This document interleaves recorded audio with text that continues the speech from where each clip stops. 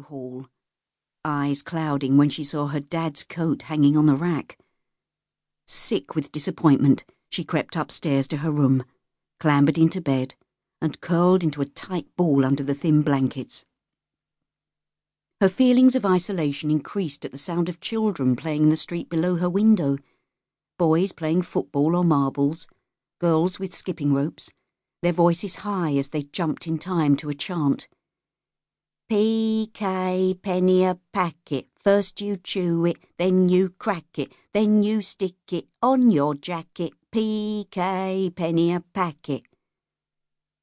She longed to join in their games, to play outside as they did, but her dad would never allow it. After school she was forced to remain in her room, out of his way, and only allowed downstairs for dinner. When he went to the pub, she could stay in the kitchen until bedtime, and picturing the lovely fire burning in the hearth, she prayed he would be going out tonight. The noise in the street gradually became distant as she allowed her mind to drift, trying to escape the cold and loneliness by retreating to the elusive and beautiful place she saw only in her dreams. At last, Sally felt safe and warm, in an altered state, floating above the bed and gazing down at her own body wrapped in a cocoon of untidy blankets. She wasn't afraid. She felt light and free, happy to let this moment go on forever. The bedroom door was thrust open. Her peace shattered as she was propelled violently back into her body, the sudden jolt leaving her feeling disorientated and blinking rapidly at the speed of the transition. "Come on, Sally. Your dinner's ready. Didn't you hear me calling?" her mum asked, peering round the door. "Oh, sorry. I must have fallen asleep," she stammered. "Well, get a move on. You know your dad don't like waiting for his grub." Ruth Marchant urged as she scurried away.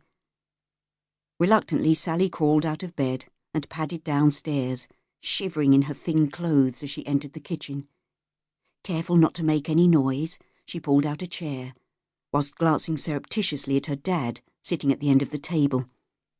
He was reading a newspaper, his dark greasy hair flopping onto his forehead.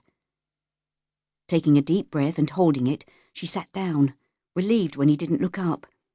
"Please," she thought, as she turned to see her mum carrying 2 steaming plates across the room, "please, let him be in a good mood." "Here you are, Ken," her mum said quietly.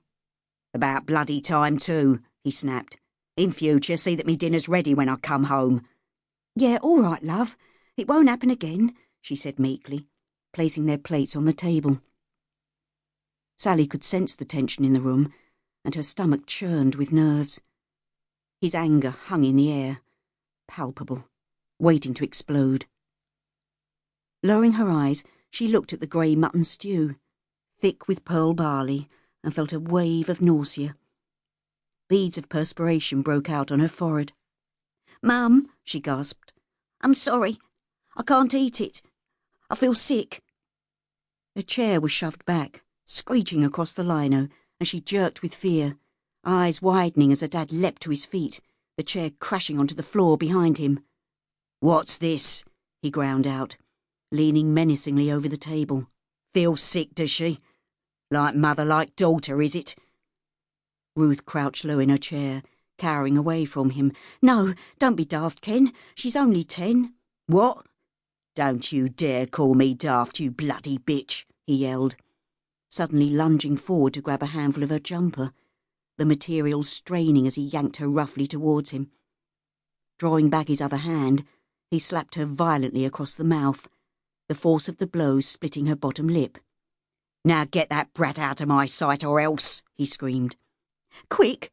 Go to your room, Sal," Ruth sobbed, struggling to pull herself away from his grip, blood trickling onto her chin.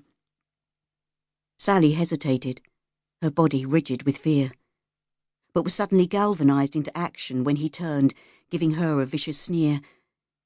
"Do you want me to give your mother another slap?" he spat, raising his hand in a threatening gesture. Heart pounding, Sally ran from the kitchen, jumped the stairs 2 at a time and burst into her room, throwing herself across the bed. "It's my fault," she thought, clutching her hands over her